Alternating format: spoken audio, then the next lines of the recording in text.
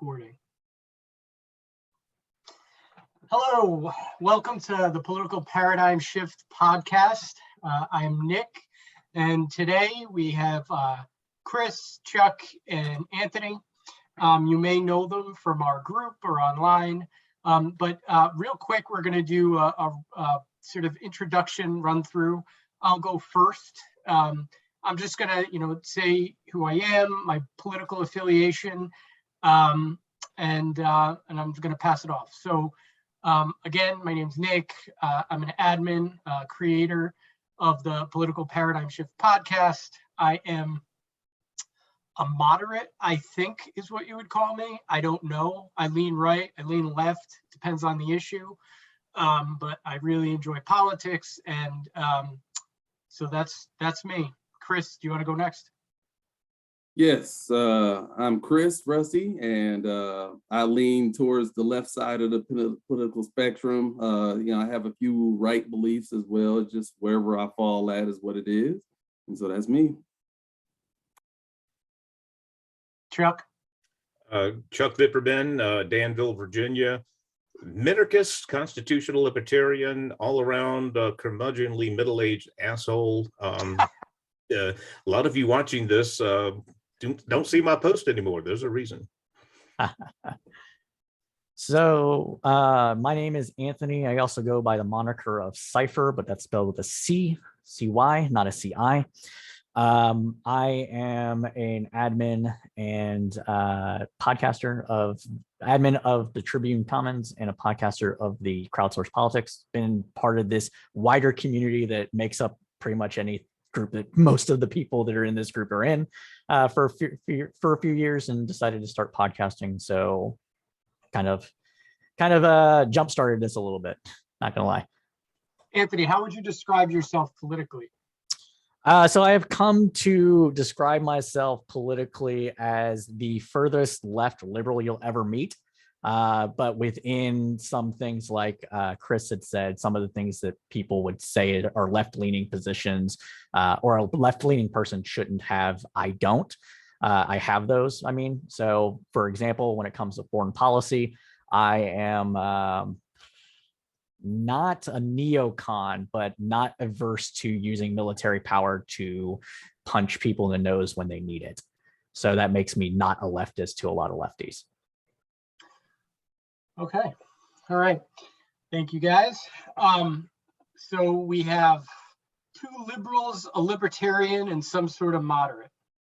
That good? That's good balance. That's fine. All right. So today we're going to talk about the Buffalo shooter incident, and some of the issues related to that. So I was actually just asking these guys some questions because I wasn't sure on some of the specifics of what happened, but apparently this guy, kid rather, right? He was like 18, 19, something like that, goes into a grocery store in an African-American community and kills lots of people. He has all kinds of stuff written on his gun, using the N-word, really just sort of explicitly blatant racist motivations. There's, some implications, I think, from this. I have sort of a nuanced view on race in the United States and issues related to it. But I do think that I think that there is some overlap between Tucker Carlson and his, rhetoric and what this kid did. So I'm going to get to that in 1 second, but I do want to kind of address this issue of white replacement theory, which Chris should have mentioned, because I did a little bit of my own research prior to the show. And so it seems like it stems from, and you guys can correct me if I'm wrong, but it stems from the immigration issue, right? It's sort of based around that. And essentially what it is that the right wing, or whoever, nationalists, right wing people, etc., basically are saying that there's this gigantic conspiracy on the left to admit as many undocumented immigrants as possible, so that we can start winning elections. And within this, it's also to try to steal power from white people. I think that's ridiculous. I've seen Tucker Carlson say stuff like this before, and I think it's offensive, honestly. I think there's sort of three categories here, though, of and I think it's important to distinguish between them. So you have people who are genuinely who have genuine beliefs about immigration, people who don't think immigration is great for lots of reasons, or think limited immigration is great, is not great for lots of reasons. They have, very, extensive or elaborate beliefs on this, and they can articulate them well, and they're not related necessarily to anything to do with race or anything like that. And then you have the blatantly explicit people on Facebook who say things like white genocide, right? Probably the Buffalo shooter would definitely be one of those people. And then you have the more insidious ones, right? That would be Tucker Carlson, who tries to sort of camouflage his, which essentially is, in my opinion, racism, and by using words like obedient and et cetera, stuff like that when he talks about this issue. But just to give you some sort of idea of what I mean about Carlson, I just want to read. So there's these two quotes I saw on Twitter earlier. I thought they were really interesting. One's from the manifesto from the shooter, and the other one is from Tucker Carlson. So if you guys want to guess which one is which, let me know. So the first one says, "How precisely is diversity our strength? Since you've made this new national motto, please be specific as you explain it. Can you think, for example, of other institutions such as, I don't know, marriage or military units, in which the less people have in common, the more cohesive they are? Do you get along better with your neighbors or your coworkers if you can't understand each other or share no common values?" And this is the other one. "Why is diversity said to be our great strength? Does anyone even ask why? It is spoken like a mantra and repeated ad infinitum. Diversity is our greatest strength. Diversity is our greatest strength. Said throughout the media, spoken by politicians, educators, and celebrities, but no one ever seems to give a reason why." Can you guys tell me which one of those was Tucker Carlson and which one was the guy who killed 10 people? I can't distinguish them exactly, but I have a think the- guess. I think the language, just verbiage, not ideology, but verbiage suggests number one is Tucker, number two is Yeah. Whitaker, but Yeah. but That's what I was otherwise, going to say too. Yep. those are identical thoughts. I mean, I was geez. gonna say the same thing. Yeah. Right. Yeah, we're all on the same page. So Yeah. So yeah, which is sort of what my impression was too. The strength part of it, I was like, all right, so this is probably that guy, but they're very, very similar. And a lot of his manifesto reads like these rants that Tucker goes on frequently in his show. mhm. And so I guess, my question, obviously, I'm just kind of, and we can start wherever, Chris, if you want to go, but, do you feel like Tucker Carlson is influencing people like this? And, people say things, well, he was mentally ill, and et cetera, stuff like that. Well, yeah, well, that's the fear, right? Is that people like Tucker Carlson are going to reach people like him, and then their mental illness they're going to trigger it, right? Have them become obsessed with it, reinforce these crazy, psychotic beliefs, and they're going to go carry it out. So does he have some responsibility in this? I would say yes. I don't, and so, Chris, what do you think? Yeah, I'd agree that he would have some responsibility in all this.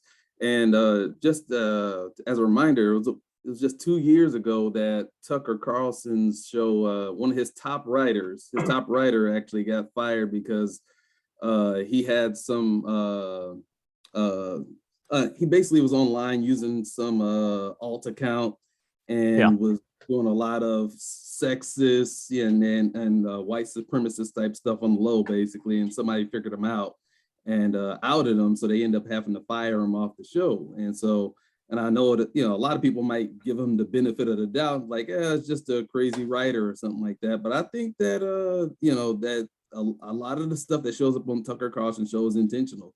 I mean, he speaks directly to the white replacement theory. He knows about this stuff, and he gets it from a certain crowd and audience, the people that he hangs around. So it's been well known that over the years that white supremacy has kind of had to morph and adapt to the times. Basically, the stuff that they used to be able to say 100 years ago, they can't really say that as freely and openly now. So they have to find new language, new words, and ways of putting it. And I think that Tucker Carlson's show is a perfect outlet for being able to rebrand it in different ways. Whether you call it the alt-right and all this other stuff you have, but people who actually pay attention and follow some of the figures of the different white supremacy groups and stuff like that, they realize it's the same people. They just rebrand and repackage it different ways that are more palatable for us, and we just have to be a little bit more aware of what's being fed to us. I'll just chime in with this in terms of assigning responsibility. I'm not a fan of assigning responsibility to anyone beyond the shooter in any instance, quite frankly. And just as a cautionary note, I would point out that the congressional softball shooter, Republican softball shooter James Hodgkinson from 4 years ago, very specifically in his manifesto cited Rachel Maddow, and very specifically said that she was an influence to him, whereas this young man, his manifesto did not specifically mention Tucker. So I mean, we have one instance where one of these talking heads is specifically cited, but it's verboten to try to connect Rachel Maddow to the shooting, nor would I presume to. That would be foolish. So I just I caution that we assign blame beyond where it lies with the shooter. Now, predictably, like all the other manifestos we've read, his goes all over the damn place. He's clearly racist. There's no doubt. Yeah, that's very common. I can explain that later. I'll be willing to hear that, because I think he and I have very different definitions of what constitutes a green nationalist. But yeah, as we've seen in some of these other manifestos that we've read from other people, I mean, be they the Unabomber or whomever, they sometimes go all over the place. But I just hate to where we get to a point now where we hear there was a terrible shooting. And for a lot of people, subconsciously, the first thought is it one of theirs or one of ours? One of theirs or one of ours? That's a bad place to be. I'll just leave it at that. That's true. Go ahead. I guess I'll go. So I'm not going to say that this particular shooter has anything to do with Tucker Carlson. This particular shooter was majorly influenced by the Christchurch shooting. And this particular shooter was radicalized from a age of 12. They had family problems at home and everything like that. And so they went from radical communist to a radical right-wing nationalist. And that is a pipeline that exists. It's not very big, but it is big enough on 4chan because of whatever different reason. I don't particularly subscribe to horseshoe theory because I think it's mostly a cultural thing that creates people's peculiarities when it comes to what they believe is and is not the right thing to do. But I will say that exists. Same thing, the libertarian to fascist pipeline exists. It's not very big. It exists though. So I'm going to say that's more along the lines of that. What Tucker Carlson's responsible for though is mainstreaming it. And he is mainstreaming it, and that is very much a part of his grift. I'm going to say it's a grift because he's smart enough to know better. And he tries to downplay it in any role that he has. He always says, oh, it's not me, it's the Democrats. The Democrats are the ones that are admitting to this. And he'll get clips of like somebody saying, yay, the white majority is going away, without the context that they're talking about the racist people that are white, that they'll have to get on the side of everybody else and stop being racist because it's just not going to work anymore because they're going to be a minority. That's what a lot of Democrats say. Now, I'm not saying that that's right. I'm not saying that's the correct way to go framing this. There is some Schadenfreude events that might be associated with some of the people that make these comments, especially the far, or might even call them left, just the crazy fringe people that are left on Twitter will go about it. So that's what Tucker Carlson would say. It's not my fault. I'm just pointing it out, but that's bullshit to me. So he definitely knows what he's doing. His writing staff knows what they're doing, and they're doing it to stoke up white fear, white resentment, and get more people to vote Republican out of this fear for them. And one other thing, the Great Replacement theory actually comes from Europe. It's an import from Europe. It is not an import. It is not a homegrown thing. It actually started in France. Either way, it was during the 70s when a lot of immigrants came in to France and the UK. So that's why I don't remember exactly right now which one it was, but it was mostly about Arab and Muslim immigrants. And that has since been imported to the United States and changed to his Latinos. So. Well, you did point out one thing I'll just respond to, I guess, the Great Replacement theory, the white, whatever. Yes, when people see others that are gloating about the fact, in 2050, blacks will be in the majority, it fuels it. So, I mean, yes, it's overblown, obviously, but there are some elements on the left that are actively pushing this, and they can't be surprised when they're spiking the football in somebody's face if they don't react. I mean, this is sort of fuels each other in a bad way. Well, it's sort of flawed. Yeah, it's sort of a flawed theory, period. Anyway, right? Because I mean, the trajectory right now for Hispanic voters, which is the voters that they're talking about in this replacement theory, right, is to the right. Tucker Carlson actually mentions that in his latest episode. Does he? So yeah, he does. Right. Great. I'm glad he's self-aware. He's very self-aware, I suspect. But it sort of doesn't make a whole lot of sense anyway, since that is the trajectory. Heavily, it's a pretty significant shift in the past 10 years. Well, that's what the Republicans have always said about immigration. If the Hispanics were going to be voting Republican, Democrats wouldn't be supporting immigration. Well, that's not entirely true. That's not true either. It's a whole lot of untruths around here. But yeah, that's. The way Hispanic polling has drifted in the last just 8 years really has been remarkable. There hasn't been a drift. What has happened? Except for where the numbers are vastly different. No. So if you look at the 2004 voting numbers, 2004, it might be like 2006 or so. Please split it. It was like maybe 60% liberal, 40% conservative in voting. If you go back that far, it's true because Bush had a lot of support among the Hispanic population, especially in Texas. But but hold on. The difference between that and what we're seeing now is that Bush had a more liberal immigration policy.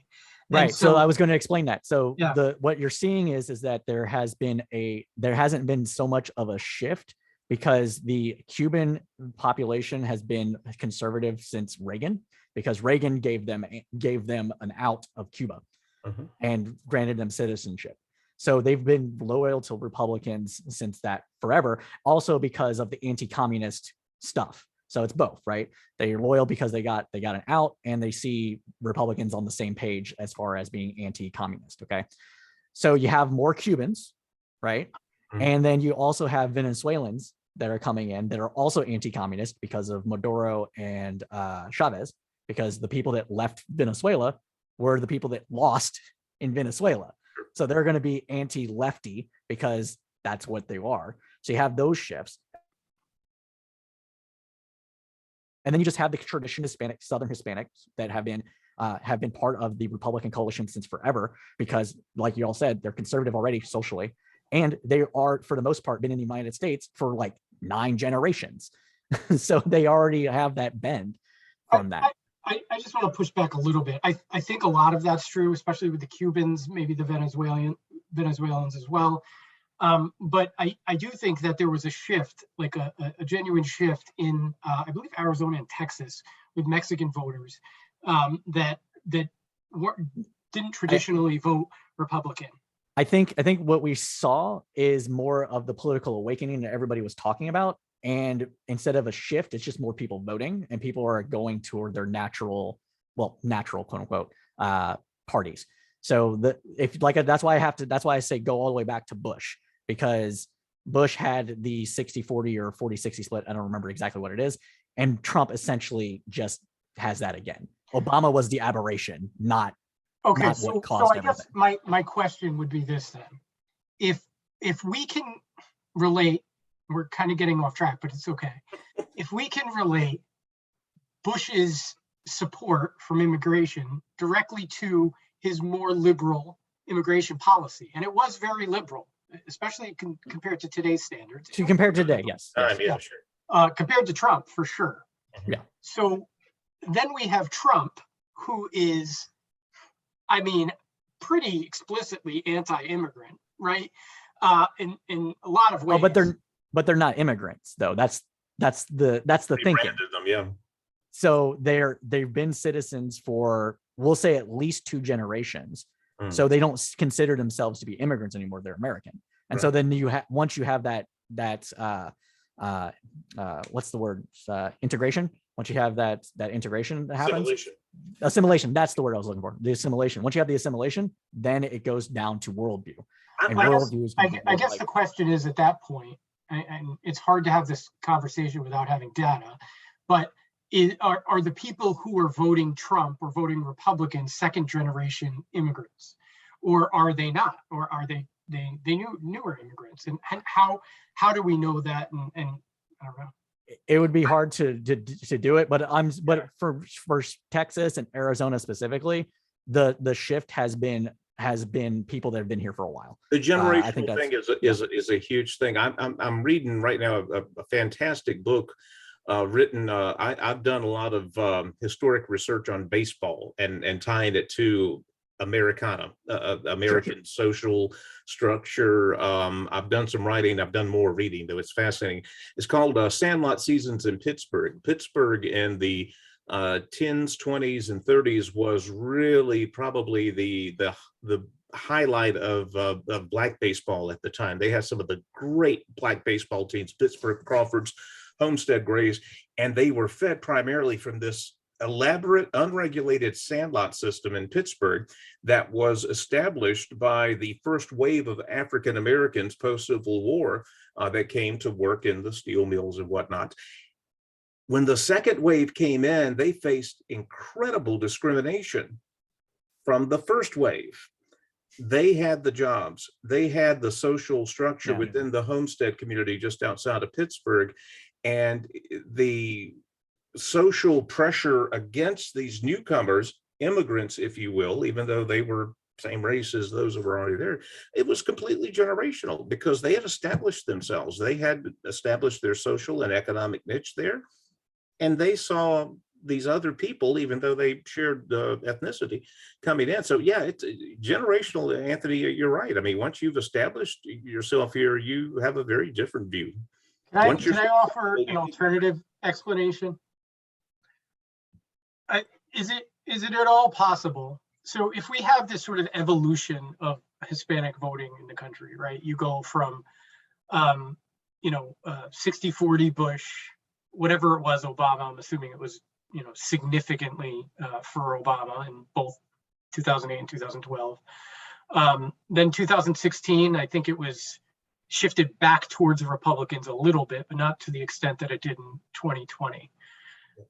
Now, is there at all possible, when you have all these sort of Central and South American countries that have experienced various kinds of socialism and communism, and I know you touched on this and you did sort of concede to at least some of it, and whether or not it's a shift left, which I would argue there is a shift left in the Democratic Party, or just the Republicans are really good at sort of identifying the Democratic Party or sort of advertising the Democratic Party as being socialist.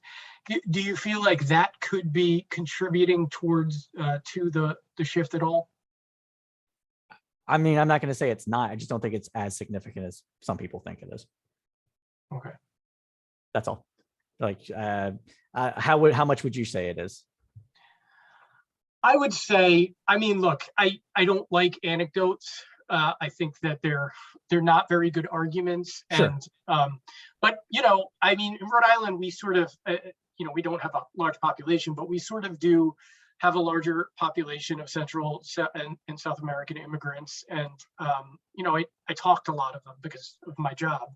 And you know, they have very conservative views. They have very they have views that are very much personal responsibility, accountability. Now, I'll be totally honest. I don't think that even exists in the Republican Party. I think it's a myth. I think that it was completely, you know, burned down with Trump. I don't think, you know, he is he is the king of I am a victim, and it doesn't exist. But it is sort of a part of their rhetorical, you know, propaganda. Well, so what did you say?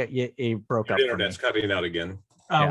So I was saying that the idea of personal responsibility is Oh, not okay, yeah. a part of the Republican Party Gotcha. anymore, but they still talk about it as if it is. And I guess there's certain parts of the Republican Party that still actually have, you know, a tiny bit of integrity. So I feel like, you know, that type of stuff, they tend to be more religious than, you know, huge portions of the white population, especially the white liberal population. And so I'm just throwing it out there. And I guess, you know, the argument that I would make, and I think that the importance of it is that the Democrats just generally are losing voters because of this sort of unapologetic shift and, you know, kind of, you know, just not being willing to give any. Anybody? We haven't heard I from don't. Kristen. I don't see. Yeah, I don't see Biden as a lefty. So, I don't see Biden as a lefty either. I think that the Democratic Party generally is more centrist than a lot of people would say on Twitter or whatever. However, I do think the loudest voices in the Democratic Party are the left-wing people, and I don't think that either. I think that the left gets wrongly associated with the Democratic Party a lot of times because the loudest voices that you hear on the internet aren't Democrats. They don't vote Democrat. AOC or if they do, AOC is also not this radical socialist. She's moderated a lot. Oh, I don't think she's a socialist, but I mean, if you're looking at a spectrum, right, and you have moderate, socialist, fascist, right, obviously AOC isn't, you know, Karl Marx. However, in terms of you know, America historically, she's fairly far left. You broke up again. In terms of America historically, she's fairly far left, and you know, there's studies out there. Pew did a study recently that shows that, you know, the Democratic Party to some degree is moving left on issues. I can post it to PBS if you want. I mean, no, they have socially to a degree. Yeah. I'll give you that. So, but that is, and regardless of whether it's true or not, we can debate the specifics of it and stuff. That is the way that a lot of people perceive it, I guess, would be my argument. And that perception could be driving voters away. Chris, you better jump in or we're not going to let you talk, buddy. Yeah, I see that. well, no, I think we should get back to the topic at hand because we've derailed enough. No, it's tangent. It's important, but it's not the topic. So. Yeah, well, I know. I mean, Bernie Sanders lost the last couple primaries for president, right? You know, even though he has a big show out at his rallies and all that other stuff, he still cannot win a primary every time. So it definitely is just that you know, it's louder. The farther left that you are is louder, but the bulk of the party is not quite right there, basically. I do remember Trump at one time, he made the tweet about the 4 women congresswomen who were, what do they call them? The squad. Yeah. He made that tweet about the squad and basically said that, you know, wanted them to go back to, you know, their own countries or something like that. And so I think he planted that intentionally to cause quite a riot about it. And usually when he goes back to his helicopter, he doesn't even, the media's asking questions and stuff, he ignores them and keeps on going his way. That day he made sure he stopped and, you know, and started talking about that and calling the Democrats far left and because he basically knew that the Democrats were going to have to kind of protect them, right? And so because they're protecting and supporting them, it's like, hey, look at these liberals, they're so far left and all this other stuff. And, you know, just using that as a tool that year.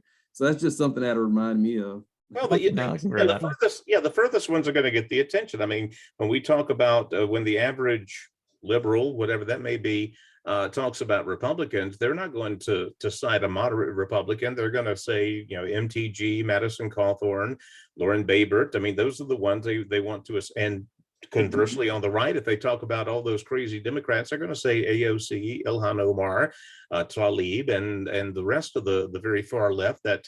Not representative of the entire party, obviously, not even close to it, but Okay, people okay. know them.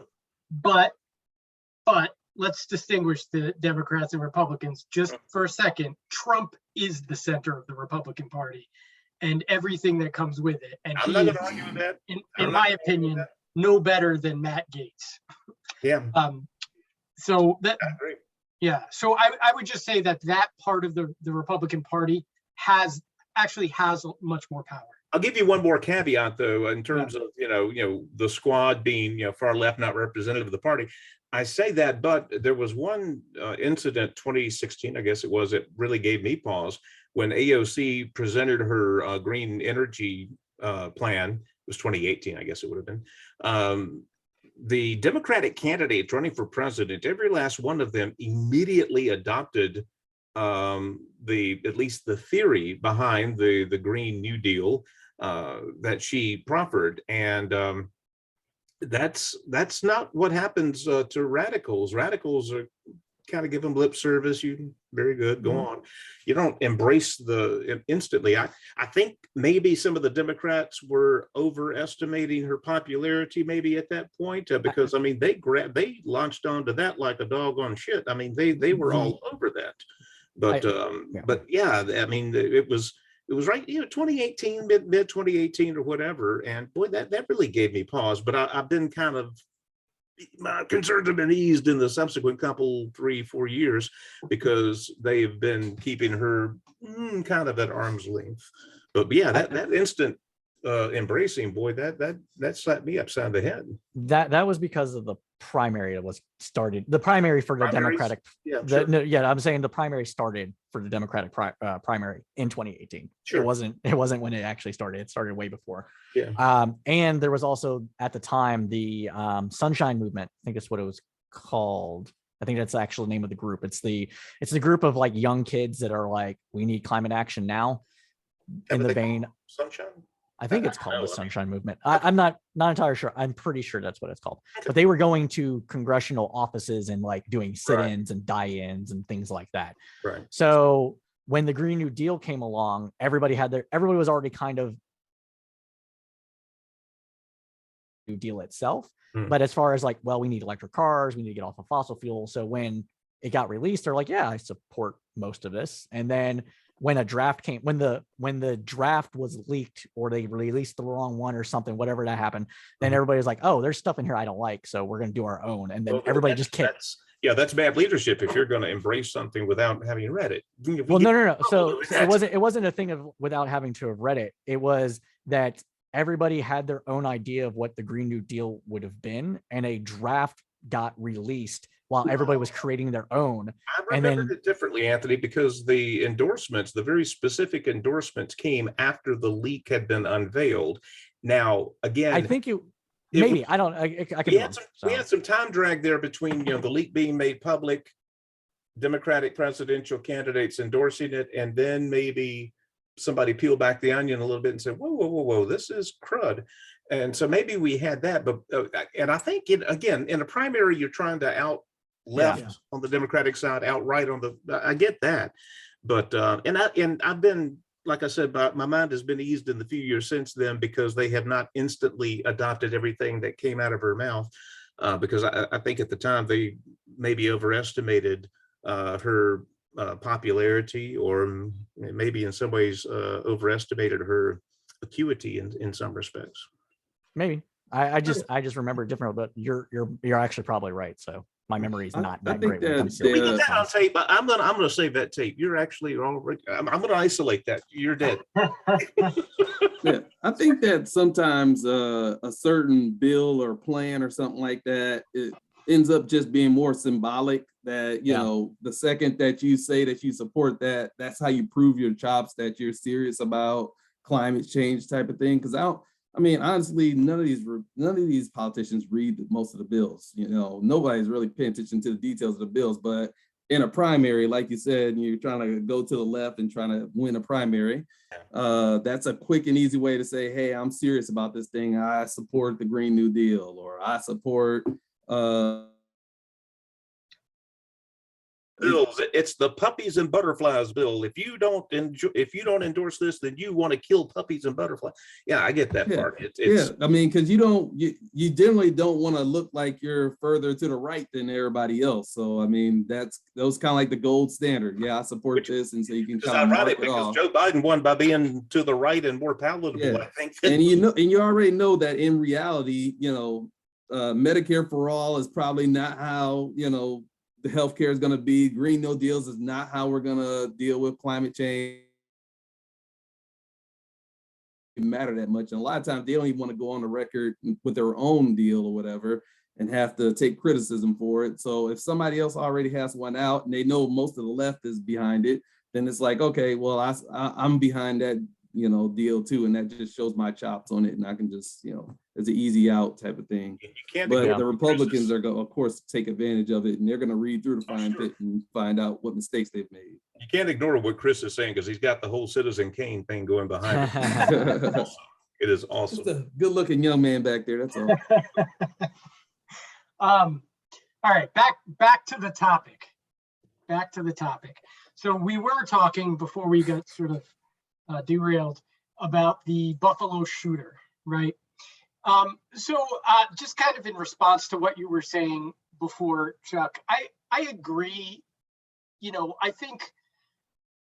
I don't think the lesson we should learn from this, though, is let's not hold anybody responsible, right? So, like, in other words, all the shooters are responsible for the behavior that they engaged in, right? They're murderers, they're criminals, they should go to jail for a really long time, right? All of that stuff. They're evil. That can be true, and at the same time, we can live within, and I'm sorry about my internet connection, everybody, but we can live within a political environment that is way out of control, right? And so, yeah, I think that people are opportunistic, and that's a part of the problem, right? So, but at the same time, I don't really consider myself to be a Rachel Maddow fan, or to be an overly radical Democrat or leftist or whatever. But I just don't think that the level of animosity and anger and sort of just cultural grievance is in an episode of or comes from Rachel Maddow that comes from Tucker Carlson. And honestly and objectively, just watching the two shows, like, I mean, you can distinctly see a difference there. I would say that's not to say that people don't line up every time there's a mass shooting and say, and I've seen mass shootings where people are like, Democrat did it, Republican did it, Democrat, and then this evidence comes out and this information comes out. And it's like you're going back and forth trying to blame this person or that person or whatever.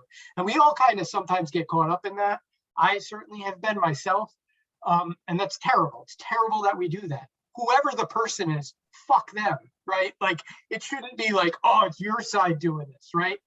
Right. But at the same time, I feel like if we were able to, get our shit together and not be so partisan all the time, then we would identify people like Tucker Carlson. And I actually think Joy Reid is worse than Rachel Maddow for different reasons. But and whoever's analogous on the left, and say these people are the problem, right?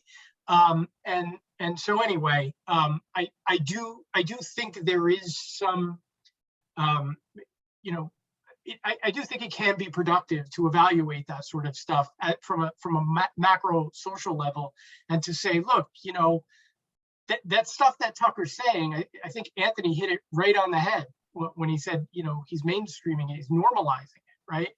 I hate that word so much, but he's normalizing this stuff. and it's sort of it's sort of injecting it, right, over and over and over into this culture that's just ready to explode, right? That's being fed with all this right-wing garbage. And I really give you lots of credit, Chuck, because I feel like you delve in that environment more than a lot of people do, and you weren't. I swim in the shit. Yeah, there you go. But you didn't get caught up in that, right? You were able to sort of individually sort of like take yourself out of it and kind of like. Yeah, well, I'm naturally distrustful of people that are popular. I don't know why. I always have been. That's a libertarian for you. Yeah, well, I guess. But the thing is, though, I know what created Trump. I saw what created Trump. I lived among what created Trump. It was not Pepe the Frog memes in broken English. It was a continuous sense that whether it's right or wrong, I'm just giving you the sense that the upper crust government, entertainment industry, the intelligentsia, did not regard you in a good light. Not at all.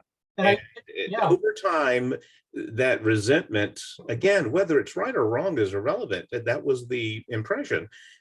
That resentment collectively pooled, formed, and found its champion in a very flawed man, and we all paid the price. This was and is a cult of personality. There is no doubt about it. Oh yeah. Sure. I said people, I was amazed that, during the Obama years that, some of the missteps they made and people still just, blindly support him. Shit, the people that supported Trump after, she's Louise. I mean, people I know. When I got on my computer January 6th of last year, and in the afternoon, one of the few times I consumed live news, watching on television as the events in Washington unfolded,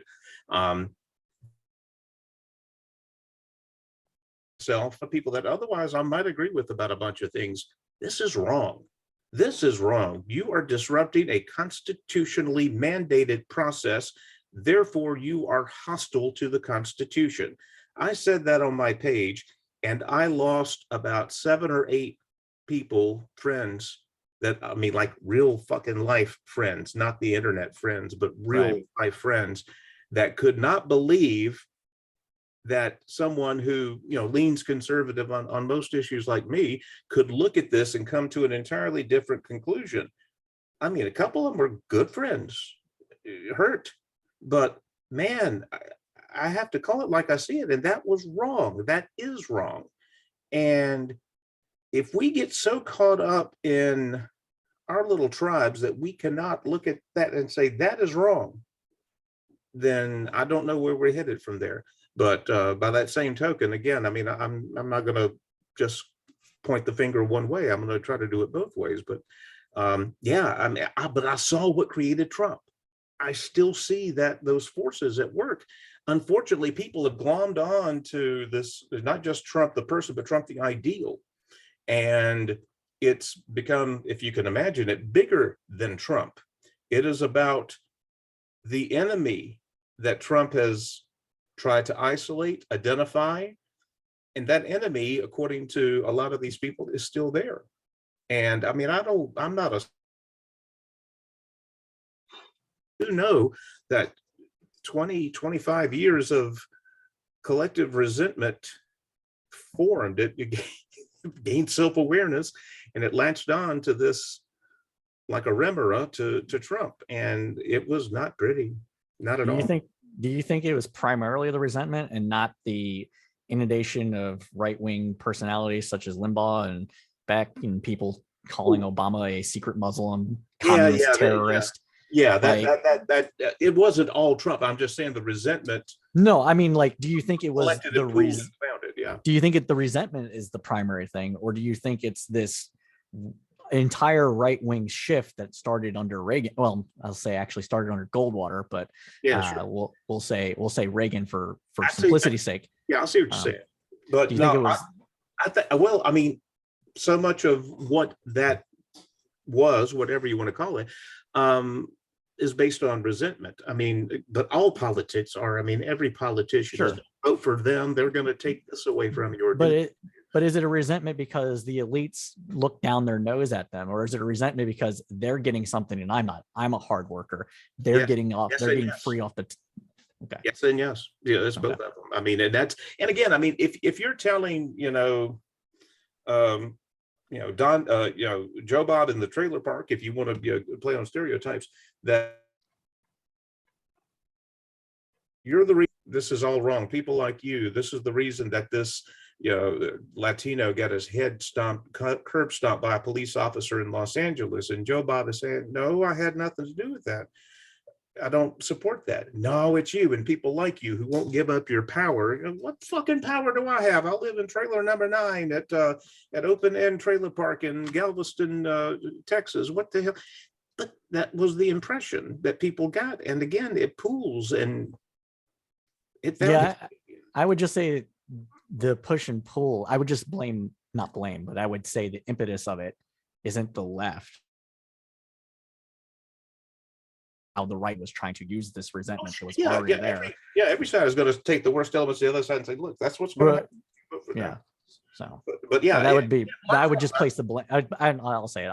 I'd place the blame on the right wing grifters and not the reaction to the right wing grifters from. Well, the grifters. I mean, they saw, and again, I've got very mixed views on Rush Limbaugh as a radio guy. I mean, I thank God that his program saved AM radio. It did. There's no debate about that. I was, and of course, and his marketing team changed the way that radio was marketed in the late 80s and early 90s. And right. So, yeah, from an industry standpoint, I mean, nothing but, and plus, I mean, vocally, dictation, he had chops. He was good at what he did. Yeah, exactly. He was very good.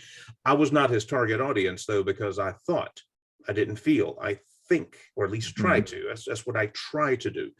And so I was not his target audience. His target audience were those who felt resentment, true or not, and he played upon that like a master.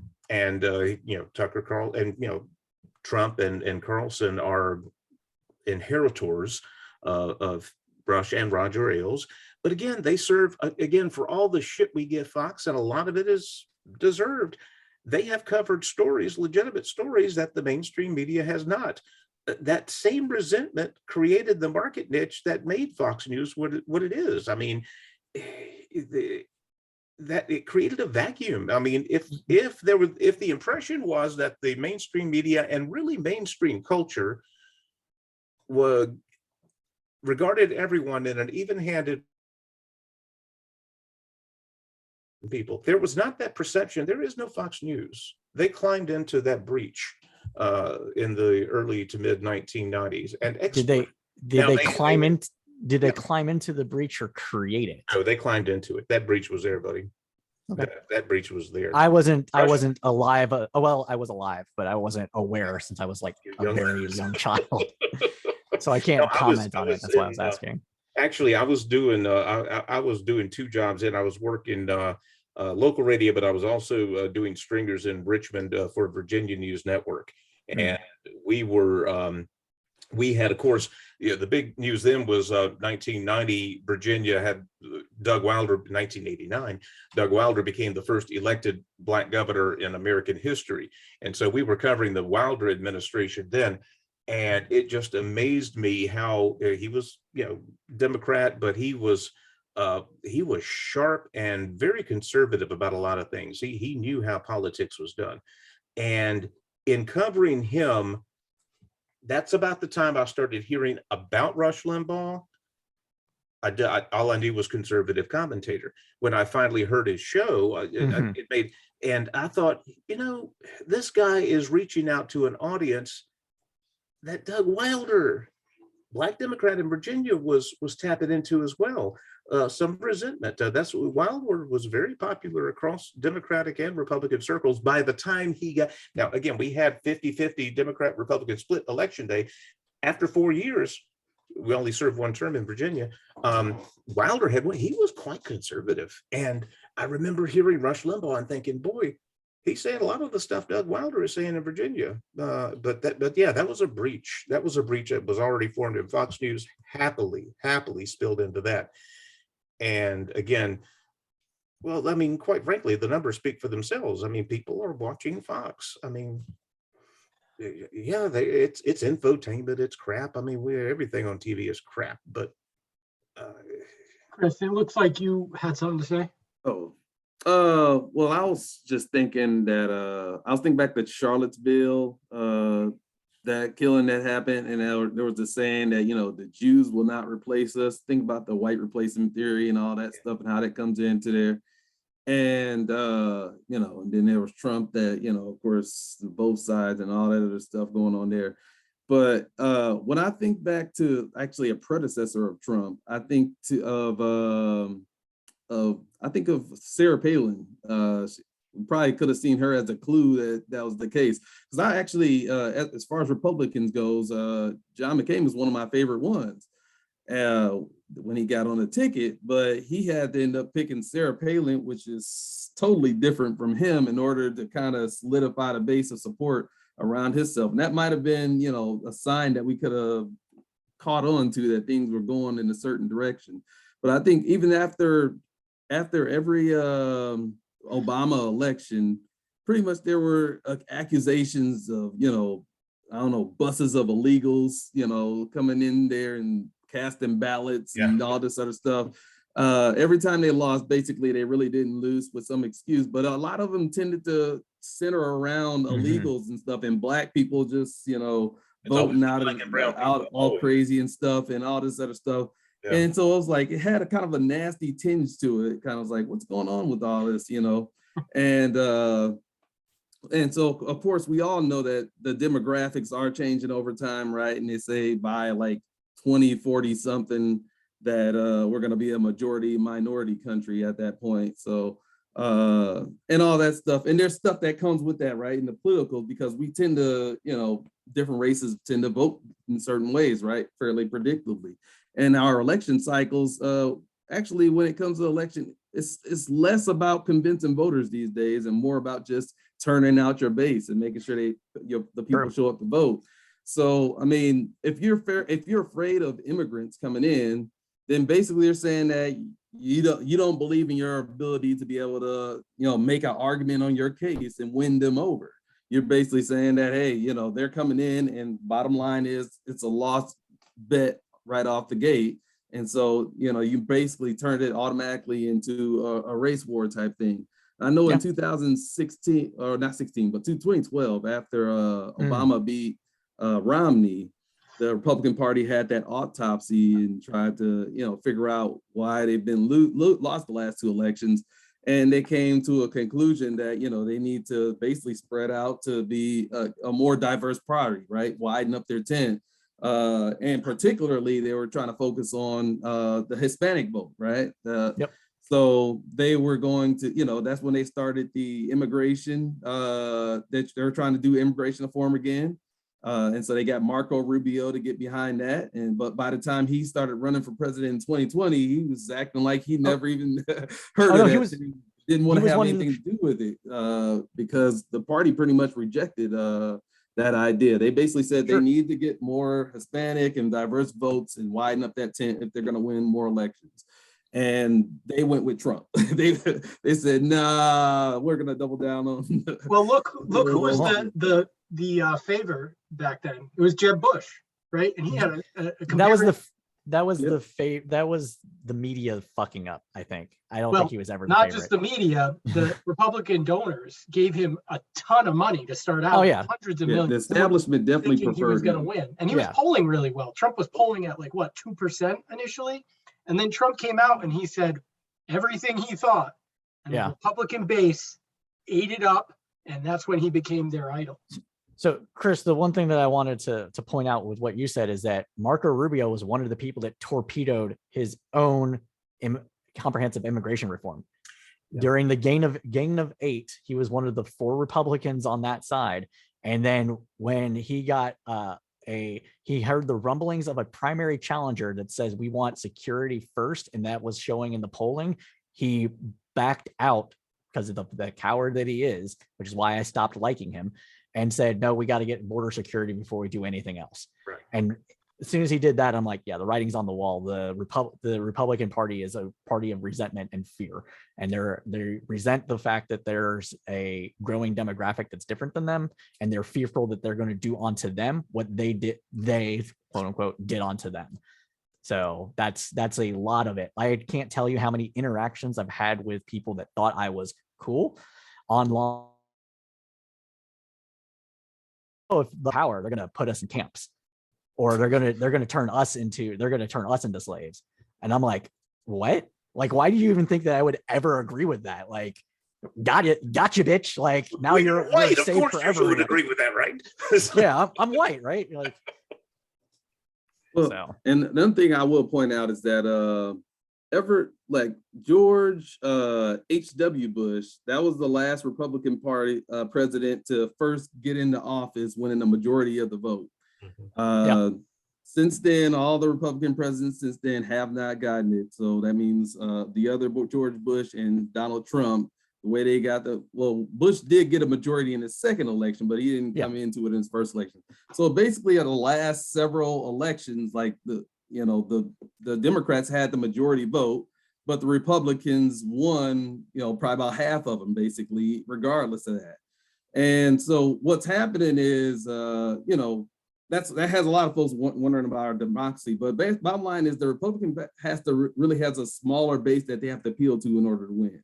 Yeah. The Democratic Party has to be very diverse and satisfy a lot of people in order to be able to have a chance at win. Just getting the majority is not enough. They have to have a little bit extra and above that.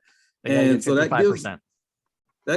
gives the Republican Party a little bit of an advantage to things. But I think that they also are aware that, based on demographics, I don't think that, we thought that maybe in 2000, when Bush won over Gore and it was so close like that, that maybe it was just a fluke that he just didn't get the majority. But this is like a repeating thing that's going on here. And I don't think that Republicans will probably ever get a majority in the near future unless something really shifts up with the parties or something like that. I think that based on the trends, that this is the new normal.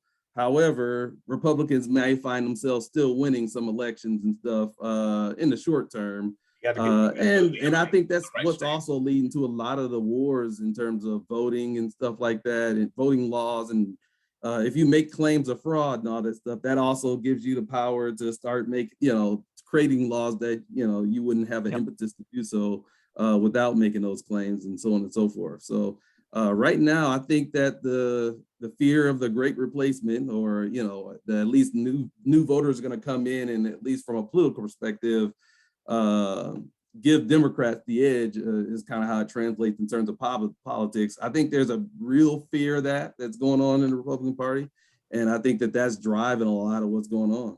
Yeah, I don't see what's so great about this damn replacement theory, to be honest with you. I just it doesn't. Well, it has to. It's not that it's great. It's just that. Well, it has to happen for so. It works. It's just a scare tactic, and getting people fearful tend to show people out to the polls and stuff. Sure. And I think right now the Republican Party mostly focuses on social issues, culture war type stuff. Is the most. That's really all they have to offer right now. And most of the stuff, it really isn't even bother stuff that you need legislation over. I mean, if they have a problem with, Disney putting some smaller high heels on their M&Ms or what else? Actually, not Disney. Smaller high heels on the M&Ms, or Disney doing whatever or something. That's not something that you would normally pass laws for. But it's kind of crazy that they ended up passing laws because of it, right? And I think about that was like, okay, they passed these laws to punitively punish Disney, and I know Trump was trying to do some things with, to get against Bezos and Amazon and UPS and different stuff like that. And if it's like, and even what was it? Trump's lawyer, past lawyer. What's his name? Giuliani. Are you talking about Giuliani? Oh no, not current lawyer, but it used to be his lawyer. Wow. What's his name? The guy who switched on him. Scaramucci. No, Scaramucci is not a lawyer. No, He the other went to guy. jail for a little bit. That part Yeah, of the I investigation always for thought lying to I can't Congress. remember his But, name. Yeah, I can't He's on but the remember. anyways, yeah. But I'm drawing a blank. Oh, I can look that up real quick. I know what you're talking about. Yeah. I'm drawing a blank, but yeah, his lawyer, when he was getting out of jail, right? Well, I think they let him out early for COVID or something like Michael that. Cohen. But Yeah. yeah, Michael Cohen, exactly. They let him out early because of COVID. DOJ tried to throw him back in jail because he was writing a book. And so, and that actually connects with some of this free speech stuff these days, because I mean, I know First Amendment directly applies that the government is not supposed to, lock you up in jail for speaking your mind or something like that. And then basically a court had the rule on that to turn that around. And I don't know how that, to me, that was kind of scary for me. That seemed kind of Russia-y and to me to a certain extent. And I was like, I don't know why that didn't bother as nearly as many people as it bothered me, but it's just kind of weird. Because people don't actually care about free speech. They Yeah. care about being able to say what they want to say, and fuck you if you say what you're on because you're a liar. Yeah. Oh, because if it's Trump, it's different. I mean, because he has to do it. He's Trump. I mean, that's one of the myriad of reasons I do not like him. He's an authoritarian, just with a red tie as opposed to a blue tie, and that's why I'm very, very, very suspicious of DeSantis in Florida. I mean, it was absolutely DeSantis is a piece of shit. Yeah, there's absolutely no reason for him to push the legislation after. I mean, he won his in terms of the stare down over the bill. They won. And his subsequent push for the measure that passed and he signed to take away Disney's tax, that was just completely punitive. That was absolutely unnecessary. That was in direct response to Disney saying that we will no longer give political donations in Florida. And as soon as they said that, it wasn't the fact that they were opposed to the Don't Say Gay bill. It was the fact that they were pushed by the market. Funny how that works. Sure. To say that we're not going to donate any money. They're just backing off of politics in general. And then DeSantis was like, "Well, fuck you. You're not going to good do enough. We're not going to do it anymore." Yeah. But the entire time, because Disney was saying we don't like this bill, and other things during COVID, and DeSantis is like, "Well, we want that money, so here you go. Here's the tax write-offs. Here's the exemptions. Here's all that stuff." And as soon as the political donation trough was closed, that's when he retaliated. Well, and that's, I mean, we're seeing some of that in Virginia too. I mean, after Glenn Youngkin won and a bit of an upset over Terry McAuliffe last fall, I've been very disappointed that Youngkin seems to practice this putative type of politics. I don't know why you're surprised. Yeah, well, no, I mean, we don't, I mean, not even the Democrat has a reputation of being fairly genteel politically as compared to some. It's not New Jersey or anything like that, but no, I mean, he's again, punitive politics. I mean, don't give the fucking government any power you don't want your worst enemy to wield, because at some point your worst enemy is going to wield that power. Don't give them any authority that you would not want someone you despise to wield. And that's why I was so fucking disappointed when Trump was elected in 2016. I'm thinking, boy, this is a perfect chance to get some people from, who lean left on board with, some of the most rudimentary libertarian ideals about maybe taking just a little bit of power away from government, just a little bit. I mean, just to start off with, because of this, ogre we now have in the White House. But no. No, because the reason being is if it gets taken away, there's nothing going to stop a Republican from just getting it right back. So why give it up when you have the ability to actually make the change you want? I'm talking about not giving it up, but I'm just talking about ceding power or not giving that power to the government in the first place. That's what I'm saying. The reason why they're not going to do that is because there is no trust in the Republican Party to not also do so later. Because they have proven time and time again that they are going to take any power that they can to implement their desires. That's what I'm saying. I mean, I think we're saying the same thing. No.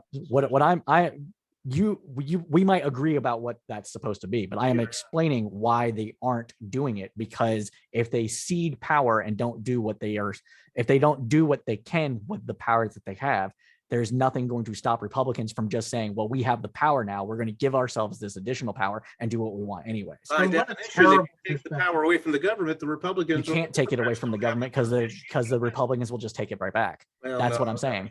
We're disagreeing on that, because in that respect, then it sounds like the Democrats are relying on government for what, protection? I mean, I don't It's not relying on it for protection. It's the fact that if you cede this power and you don't get your things passed that you can, then the other side is just going to use that power or take it back and do what they want. So you have to use the power that you have when you have it in order to get what you need or want. Right, but what Self-defeating keeps that it sounds, I mean, that you're basically handing your opponent a knife, thinking that No, you're not handing them a knife. You're keeping the knife that you have right now to use it in the way that you want to use it, so that when they try to use the same knife or take that knife back, you already have something implemented that you so wanted. can I just chime in here? So this is my perspective. I think you're right, Anthony. I think you're correct in the sense that that's why Democrats aren't doing it. But it's just a spiraling, it's just out of control at this point. And basically that's it's a circle. that's the justification we've been making since Bork, since Harry Reid, since Mitch McConnell, and every single administration and every single Congress. It gets a little worse, and everybody keeps saying, well, we got to do it because if we don't, they'll do it, right? And everybody gets a little bit more extreme. And what happens is, at the end of the day, you have no more norms. You have nothing, right? You're operating. The norms are already bad. They're already dead. Hold on 1 second. You're operating purely on a desire for power, and nothing else. And so, like, it's like very, very, it's ruthless politics, and that just you can't function like that in a constitutional republic. Which brings me to my other point. We live in a constitutional republic. So as much as I see and hear your frustration, Chris, with the voting situation, it is an electoral system, right? It's representative democracy. It was never meant to be a popular vote. In fact, it was deliberately created to not be a popular vote, right? It was deliberately created in a way where it was representative of the states. So it's when somebody wins, froze for a second. Sorry. So when somebody wins that didn't get the most votes, that's not the system dysfunctioning. It's the system functioning the way it's supposed to. Now, and you may disagree. You may disagree with that, and that's okay. And I understand it can be frustrating, but democracy just doesn't mean majoritarian. And in addition to that, again, we live in a constitutional republic, and a lot of our system is based in anti-majoritarian system, like the Senate, like the Bill of Rights, individual liberty, stuff like that. The Bill of Rights is centered around protecting individuals against the mob, not the opposite of that. So I do want to push back, and the only reason I'm doing this is because I hear a lot of people talk about democracy, and yeah, goddamn right, it's important. It's very important, but it's just as important as the Constitution, as individual liberty, as stuff like that, in my opinion. And the final thing I'd like to say, I couldn't get in a lot, there was a lot going on, and I wanted to chime in. The Republican Party, so if we want to track its evolution, you can track its evolution right alongside the Democratic Party, because they're all intertwined. And the reason I say that, for two reasons. The first reason I say that is, when you start seeing the Republican Party really start going into that crazy lunatic, spiral, it's after major things happen, and it's during a shift in the Democratic Party too, when you have the Iraq War, when you have Katrina, when you have the Great Recession, when you have massive amount of immigration, when you have all of these things happening at the same time. That to a society, right, where you hadn't seen so many significant things happen like that in the same 10, 15 years, in a really long time, it's going to have a significant impact on the social dynamic of each party, right?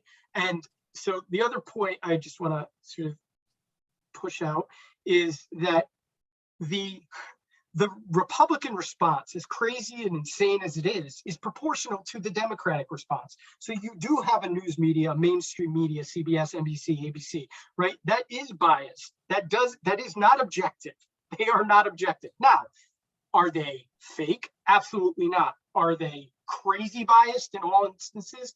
Absolutely not. Do I think there's a lot of fair and good journalists out there? Yes. But the way that they cover stories is not objective, is not balanced at all. Neither is Fox. Fox is terrible. In fact, the primetime lineup on Fox is like something out of a dystopian friggin' society. I know I keep freezing.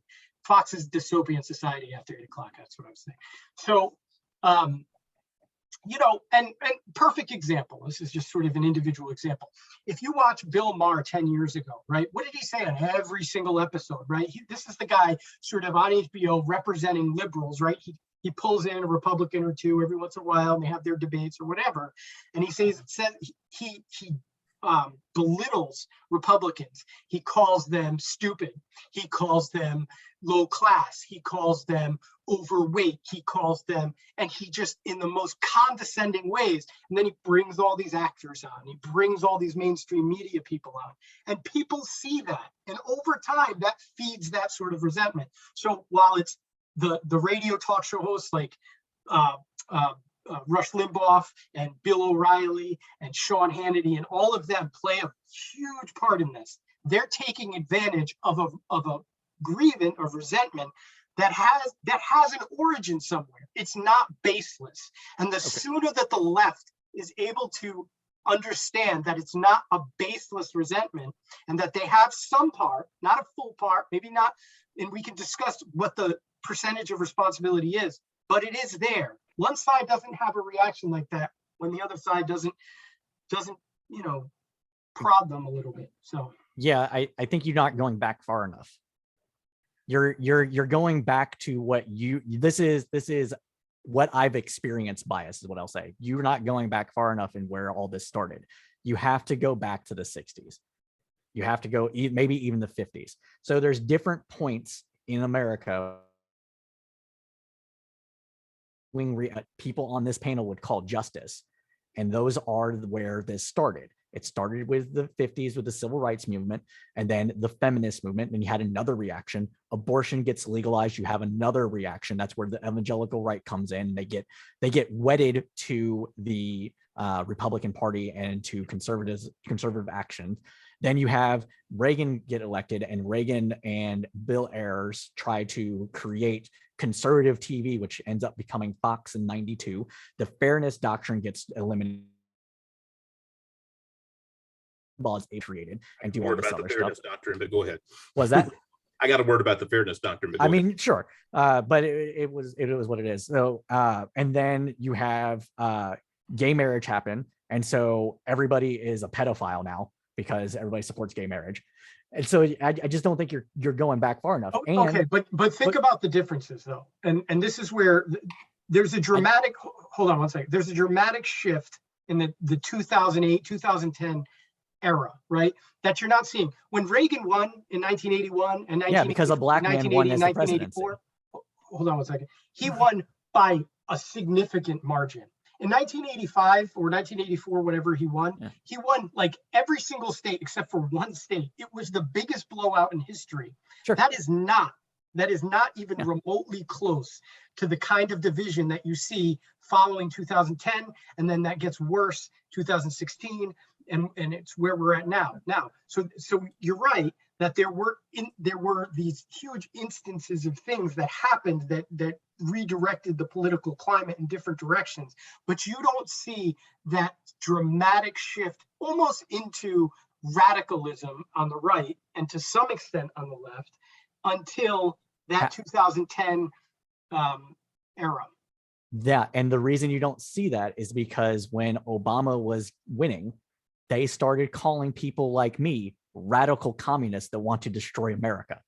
They always called you radical communists. No, it didn't not in the same way. Radical communists. No, it hasn't. Yeah, Well, they also started calling me a filthy racist for having policy disagreements with Obama and for nothing more.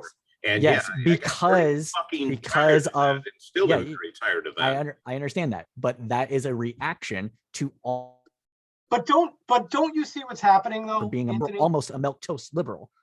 But don't you see what's happening? And this is what the right wing does too. Every time I have a conversation with them, everybody says you did it first. You started. I'm not. It's No, no, your no, no. fault. And in anytime that happens, I'm if saying you, that you're not going back far enough to understand where the right wing has gone off the track. Because you have to go back to these other points of but my point is that those radical elements of the party didn't start picking up steam until you had these more dramatic things happen. And now the Republican Party, what is more dramatic than stagflation and the 2 Republican or 3 Party in recessions in a 2001 row in Reaganism? isn't Like, even remotely the same as the Republican Party in 2020. Right? There is a huge gap there, a huge cultural shift, Internet. a huge political shift, and demographic shift too. If you talk about suburban voters and all that kind of stuff, right? In the Republican Party, and there's a reason for that, right? yeah, the internet. Well, the internet's another one, but I think it all sort of comes together. It's not one thing. It's just a huge inflow of different social and cultural changes in a short period of time. Sure. That's driving something. But if you want to talk there about definitely was a change in demographics, because I would say if you go again to look at that Reagan versus Mondale election that you were referencing, the racial demographics and how the different races voted in that election is really not that much different from how they vote nowadays. I mean, you see a few point changes up and down here, but it's nothing majorly significance has changed. What's actually happened is that the portion of the vote that ends up being white compared to other races actually changed up, and that's actually what's shifted up. That's had a big impact on what the outcomes of the elections tended to be, because you still had a for Reagan, and the breakdown were very similar if you check out the exit poll numbers on all of that. Yeah, the difference is that in the 1980s, the average voter was white male, 30 years old or something, like 30 or 40 years old, and that made up almost 80% of the country. And now it's like 68. Or the election, it made up that much of the election. The people that could vote, were voting, A quick comment about the fairness document. It was put down and aborted. It sucked. It basically had it was your typical government idea that sounded great on paper. I mean, who could be against fairness? The fairness doctrine stated that any broadcast company, FCC licensed entity, had to give equal time to other viewpoints if the station aired a viewpoint of a certain on a political or social. Now, news was exempted, thank God. But what the took a stance on a school bond bill.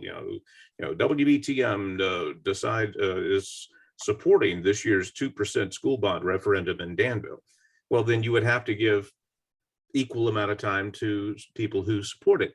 What happened was, anytime someone other than the news guy stated anything sounding like an opinion about anything on the air, people in the community would call up the radio station. Witches coven, I would like to come in and have my 3 minutes on your station, and you have to give it to me. So what happened? The station simply stopped airing anything that had to do with any local issues whatsoever, lest they be considered. And that happened particularly at the smaller stations. Bigger stations obviously had, especially the network guys, had certain protections, but small AMs just stopped. We wouldn't touch, by the time I was, didn't touch anything outside of the newsroom. And so what gets lost? Genuine public discussion about issues. And no, I mean, should a radio station that makes, certain amount of money by airing Rush Limbaugh from 12 to 3 every day, should they be forced to run Al Franken from 4 to 6? I mean, again, the fairness doctrine, again, it sounded great on paper. It fucking sucked. Period. It had the absolute opposite intended effect. Rather than giving fairness, I mean, that's fair. I just know that Ironically because fair. yeah. I mean, yeah. But I wanted to push back a little bit on a point that Chuck or somebody made. I don't know, it might have been Chuck, it might have been whatever. We were talking about the knife thing, right? So maybe it was Nick. Nick might have been the one I'm actually disagreeing with here. It was one of us. Yeah. So Democrats aren't really using the knife in the same way. And I say that because right now, Democrats legislation passed, and that's not happening. People say it's only Christian Cinema and Joe Manchin that are against this. It's not. I don't believe in this. Like, there's this leftist theory that's like the revolving moderate Democrat. So if somebody changes, then they'll just find another one. Yeah. I don't believe that. I just think that you have two people that are pretty safe seats, so they're able to fall on their sword while other people can not do that. Sure. So it's not like they'll find somebody else. It's just the other 10 people aren't speaking up. What are you talking about specifically? You froze up. What, the filibuster? Is that what you're talking about? I think I think you need a new processor, man. I don't think it's your internet. But yeah, I never had this problem before, and I've always had the same Oh, stuff. sure. That's what they say all the time. Yeah, honey, it never happened to me. But Well, you were on my show, so you know. I know. yeah, something happened. I don't know. Your computer could also just be older. That happens with processors get less good over time. I'm running out of money, so hopefully not. But so what I was saying was that like there are things that Democrats could do people would consider abuse of power. Biden forgiving all student loans, that would be abuse of power. Biden saying fuck what the rules are for marijuana legalization, let's just legalize it. That would be considered abuse of power. Giving people blanket amnesty would be an abuse of power. Biden could do that by just saying I refuse to enforce any immigration law whatsoever and take me to court, force me to do it, and cause a call that would give Democrats a win with the base and possibly show some backbone and a win in 2024 or 2022. And it's not happening. And the reason it's not happening is because Democrats, moderate liberal Democrats, especially the older ones, so we're saying probably 50% of the party actually believes in procedural order. So Republicans don't. So let me just point out one thing. If you rewind, let's go to 2017, 2018, 2019. I remember a guy named Donald Joseph Trump, on Twitter, going hard after Mitch McConnell to do what? Do you guys remember this? To eliminate the filibuster. Yeah. He was, and I'm telling you right now, there is not one member of the Republican Party that wants to be attacked by Trump. It is not fun. Right. And Mitch McConnell's approval rating sank down to like 2%. He had like 3 people, supporting him at that point, and they were all a part of his family. And yeah, it's like we have the shortest memories in the world. Just 3 years ago, Democrats effectively used the filibuster to prevent Senator Scott's crime bill from going through. I mean, just 3 years. Wait, what? It's not a long time ago that Democrats were effectively using the filibuster as per the Senate rules. And now it's 3 years later, or even 2 years later, it's Jim Crow 2.0. I mean, the point is, the Republicans had a major advantage in Congress, and they could have eliminated the filibuster, and it would have been politically in the interest of them at that period of time, and they didn't do it. So saying that they do it all the time and they're ruthless. No, okay, so there's a difference here. Align with the facts. No, it does align with the facts. Here's the other part of that. If they had done that, and the reason that Trump was advocating for it is because he wanted his health care bill passed. And the fact that it didn't get passed was very destructive to him in the polls. His poll numbers went down significantly at that period. And I'll tell you why it didn't pass. It didn't pass because the Republican Party in Congress didn't want it to pass. So Okay, they but were. but now you're speculating on what they I'm not wanted and what they speculating because there was too much giveaways in Trump's healthcare bill. Trump said, I will fix healthcare. And Republicans are like, yeah, he'll fix healthcare. Let's do this. And then his plan was too much in line with what maybe Bernie Sanders might have wanted. So McConnell balked. And the reason why advantageous to Republicans and Republican doctrine than it is to Democratic doctrine, because Republicans want to prevent passage of more bills. All Republicans. No. Yes, it is. From a strategic long-term plan, Republicans keeping the filibuster is more advantageous for all the reasons that we But mentioned they earlier in the can't pass program. their bills. It's because one is conservative and one is not. And a conservative wants the government to move slower. That's why the filibuster is that's why they prefer it. And whether or not they always act like a conservative, they obviously don't. But with specific norms, right? Right, but like it's the more filibuster, they're not. But it's not. Yeah. But you're saying it's because you're in a very sort of. It's sort of like a very convenient argument, and I don't mean that pejoratively, but it is. It's like you basically what you're saying is, the Republicans aren't doing this bad thing because they have other bad reasons for not wanting to do this bad thing. No, rather that than is than saying the truth, which is some of them actually support the institution of the Senate, and whether or not you believe it or not or whatever they do, there's certain features of it that they support. That's it. Yeah, I'm sorry. I talked over you because you froze. So the thing is, I don't believe it at all, because Mitch McConnell held up Merrick Garland's Supreme Court nomination for a fucking year. And he stated that if Hillary Clinton won, that seat will never be filled, because it was advantageous for him to keep that seat open until a Republican won, so they. The Supreme Court is just another political branch at this point, for the most part. I'll just say this: Democrats will have a very, very, very, very different view of the filibuster in about 8 months. Oh yeah, no. I'm not pro anti-filibuster. Completely disingenuous just to think Republicans are meanies, and this is why. No. You're not understanding. So for lefties, they don't want the filibuster. Okay. Because lefties believe in majoritarianism. That's what should happen. Okay. They're not going to in 8 months. No, I think some of those lefties will, but I said lefties. All right. Milquetoast Democrats, liberals are just back and forth, whoever has power. Okay. So we're talking about voters here.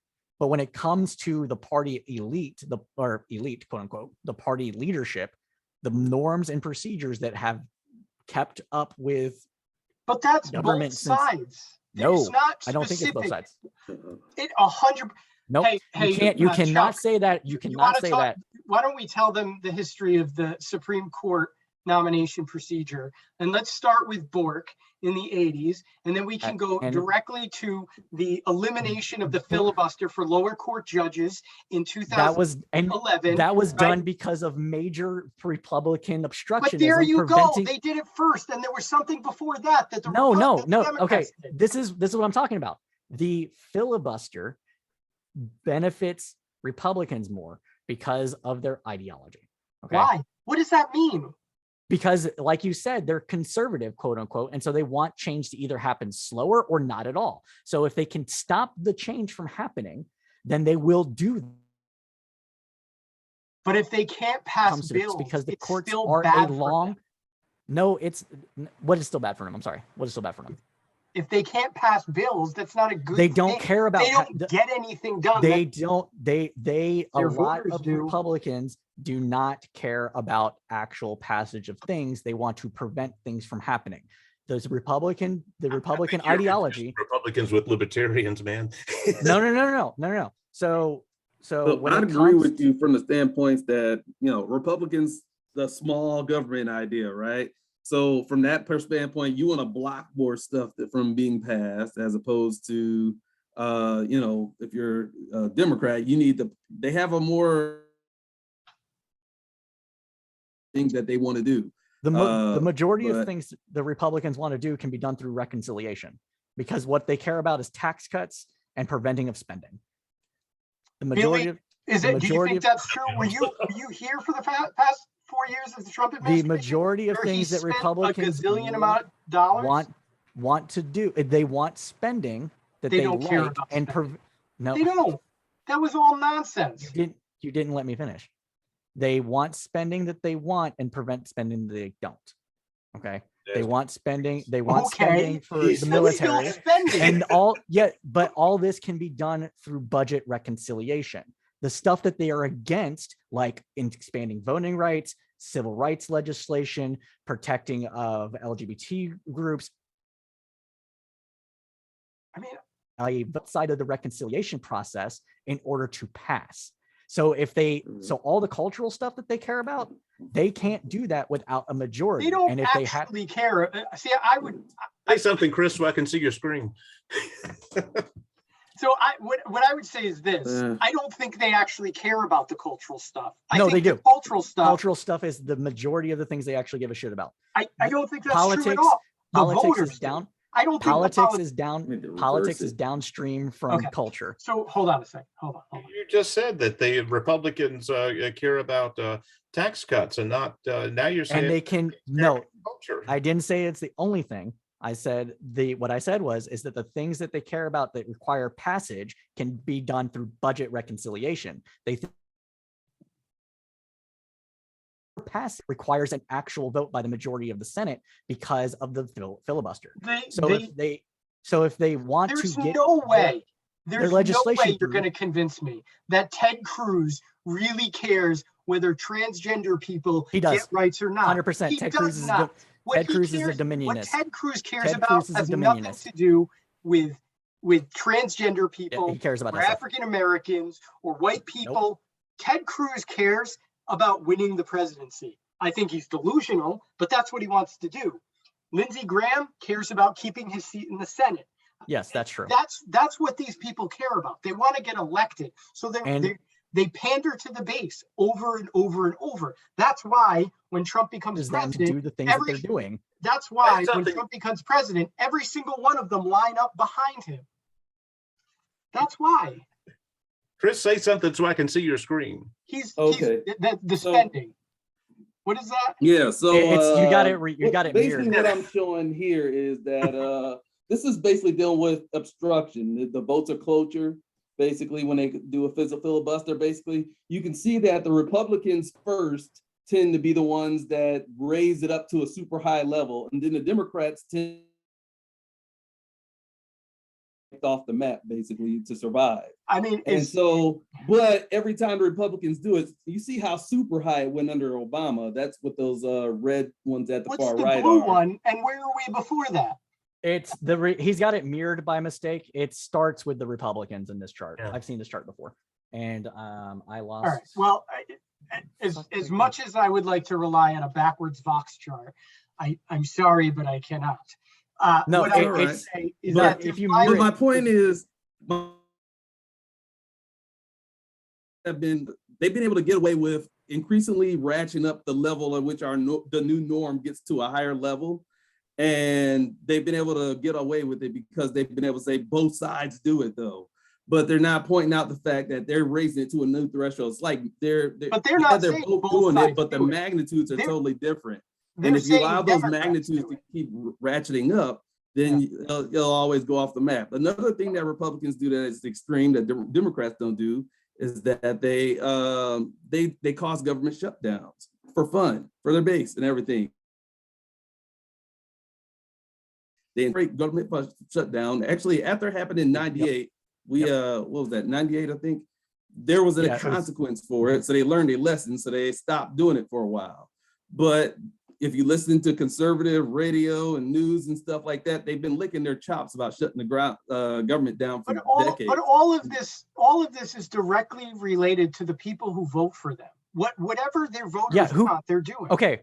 So who cares why it's done? It's being done. You can only ironically fuck goats so many times before you become a goat fucker. Shout out to Pote Pat. I didn't come. So that's what we're seeing here, right? And when you say Ted Cruz doesn't only cares about getting elected, that might be true. I disagree with that though, because his father is a fucking Dominionist pastor and he picked up a lot of that shit from his dad. But he Tucker doesn't Carlson- care. He just bends No, himself he in every does. direction. He does because he's been consistent when it comes to the cultural message. He's been the one of the because cultural that's warriors. the cultural message of the No. right. It's the cultural message you that are his giving them voters too want much. to hear. You are giving them too much benefit of the doubt. No, because, I'm not. Yes, It's you are. very obvious. No. Ted Cruz is the epitome of a politician who goes with the flow. So is Lindsey Graham. They completely sacrificed all their dignity and integrity just to be at Trump's feet, and it was so I think Graham got obviously blackmailed, blatant but to that's me. my conspiracy theory. I agree. And I'll tell you about the Graham conspiracy theory later, but that's off topic. Okay, I've so heard it. all right, I gotta get going because my wife is repeatedly texting me, I'm going to bed, which means I'm going to bed. So Sure. I gotta get out of here. Very lively discussion. We gotta teach Chris how to turn his charts in the opposite direction, but that's okay. He had it right the first time. I think he accidentally flipped it Well- because he saw it flipped. Yeah, it showed it to me flip, so I thought Yeah. I needed to flip Oh, it back. no. And so, yeah. Maybe it was Yeah. the Republicans. Maybe.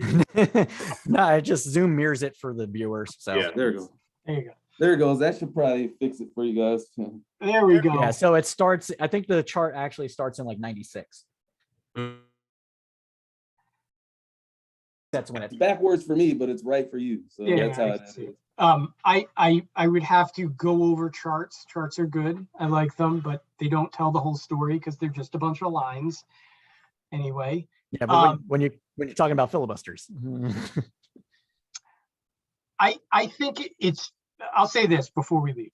I think it's an okay and a fair assessment to say that Republicans would prefer a slower moving government. I think it's part of conservatism. I think where we get into the weeds is what is motivating them, right? And what drives them and stuff like that. In terms of who did what first, there is a timeline, right? And every time that somebody says, well, they did it first, or they did it first, or they do this, and that's why I do this, and they justify it by another bad action, all that happens is that the system gets hurt. And what you're left Right. with afterwards is just a bunch of people pointing finger. It's like that meme with Spider-Man and everybody's pointing the finger at each other. That's what this is. and the Everybody's only just like, what's up? I said the only thing I would say to that is that you just need to fix the system. The system is broken because it's relying on people. You make the Okay, people so not be what we relying on need it. to do as people need a who new live in this country is we need to be better than that. We need to be better than No one's it's consequences their anymore, though. fault. They did it first. We need to put our big boy pants on and get over That it. requires trusting the other side, and that trust is No, it completely doesn't. destroyed. It Yes, doesn't it does. require that. Yes, it does, You know because what it tit for tat. requires? Because It the only requires the understanding, the enlightened view that when you act in a certain way, that more people are likely to see that and act in that way as well. And if yes, they see 100% you true. being dishonest and disingenuous and doing corrupt things, You're then not they're wrong. less likely to. And You're- that's how humanity works, by Yeah, example. You're not wrong, but where I think you're wrong on what is going to be the end result of pulling back on the trick or letting your finger off and go off, is that it's not going to be reciprocated whatsoever. I don't think it Because needs to be, but I think it that has at to some, be. I think It has to be. this is my theory is this: the side of the political aisle that the first side of the political aisle that decides not to be batshit fucking crazy is going to win large majorities of the country. I don't When think you so. stop Not right defunding now. the police and The police haven't been banning defunded Muslims from coming to the United States, then you start 'Cause winning elections. because Democrats it. triangulate to conservatism all the time, and it doesn't make No, permanent it does. gains. But- does not. No, it does. The Clintons What do you- why do you got think- fucked by Republicans when they on crime. Obama got completely fucked when he tried to triangulate and bring the Republicans in. Biden is getting fucked right now, despite the fact that he's been very nice and actually tried to work with Republicans. I This don't think this is the problem is that I think there's a perception issue. And when you see everything from the lens of one side, you're not able to get an objective perspective. What happens is that both sides of the aisle do the same thing, and they both say the same thing. And yes, but one side is actually correct. No, neither side is correct. All right. All right. On that note, thanks everybody. I really enjoyed it. I really appreciate you guys coming, genuinely.